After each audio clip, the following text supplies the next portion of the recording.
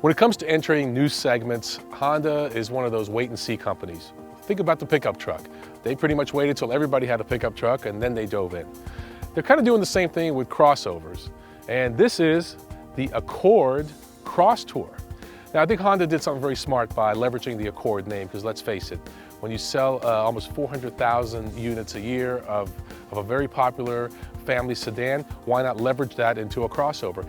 And every car company kind of has a little different interpretation of what a crossover is. If you look at the Chevy Traverse, that's a crossover. And that's really more of a truck-like SUV. When you look at this Accord Crosstour, it's really almost like an Accord wagon, but we can't use the W word. So let's focus on really who this car's for, what it's like. Their target market is basically males 55, empty nesters. So you've been schlubbing around in that family sedan or minivan or SUV for the last 20 years. Now your kids are off to college. You essentially have the empty nest, so you want something a little sportier, but yet you still want to be practical. And that's really what this car is about. It's essentially like an Accord sedan, but a little more practical and a little more utilitarian. The Accord Crosstour draws certain design elements, in my opinion, from the Honda Insight, which is a good thing because you got this window back here and kind of, you know, very stylish. Also the Clarity FCX hydrogen vehicle. Now, when you look back here, what you notice is lots of cargo room, probably as much cargo room as anything in its class. And one thing they really focused on, again, is a lot of utility. And as you can see, there's a huge cargo area here. You can actually take this basket out. And this basket is very durable. It's made of this, you know, hard plastic material, and it can actually hold up to 22 pounds. So very, you know, very functional.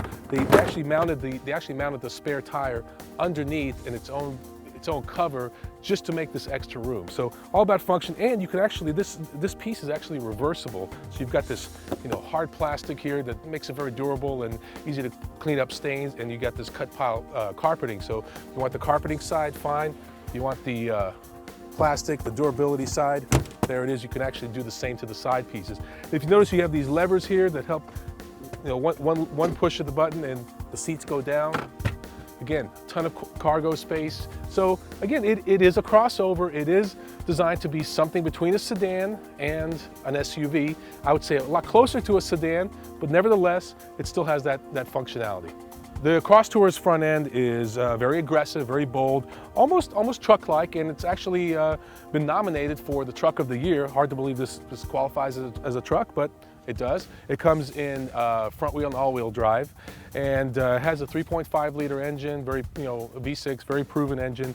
It's pretty good fuel economy in the mid to high 20s, depending on how you drive.